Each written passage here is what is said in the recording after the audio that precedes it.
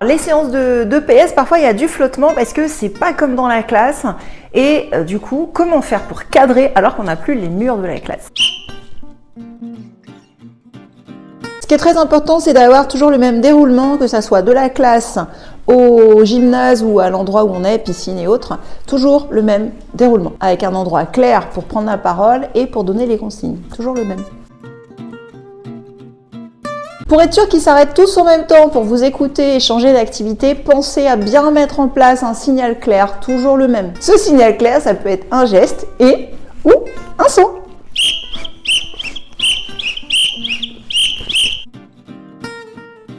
On peut s'entraider, on n'est pas obligé de tout gérer. La première classe, par exemple, installe le matériel et la dernière classe désinstalle. Comme ça fait moins de travail pour chacune des classes. Mais Patrick, je fais ping-pong. Bien évidemment, tout ça marche, mais que si vous êtes mis d'accord avec vos collègues sur l'activité et le gymnase, le lieu où vous avez laissé tout ça. Imaginez, vous avez 6 ans, vous arrivez dans un endroit où ça glisse au sol et on peut faire des super glissades, où il y a des glaces partout, il y a des tapis, il y a des ballons, il y a plein de trucs à manipuler. Vous avez envie de faire quoi? De toute façon, ils le feront, hein. Donc autant que ça soit fait en toute sécurité et de manière à ce que vous puissiez maîtriser l'excitation. Donc moi, ce que je fais, c'est que je leur donne 5 minutes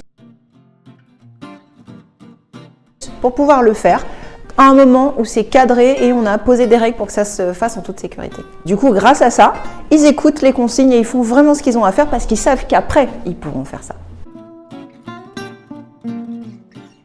Super façon de les impliquer et qu'ils fassent pas juste des gestes ou des trucs qui ressemblent même pas à du sport, c'est de faire avant, pendant et après les séances un travail qui est lié à tout ça. Donc par exemple, on peut leur faire dessiner les ateliers, on peut les filmer et leur montrer ce que ça donne. Est-ce que ça ressemble vraiment à la consigne de départ? En particulier à la piscine, ça marche super bien.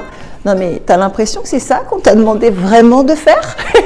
Et un autre truc qui marche bien, du coup, c'est de les impliquer en leur faisant créer la séance idéale de natation ou d'athlétisme, etc., en les faisant imaginer les différents ateliers et exercices.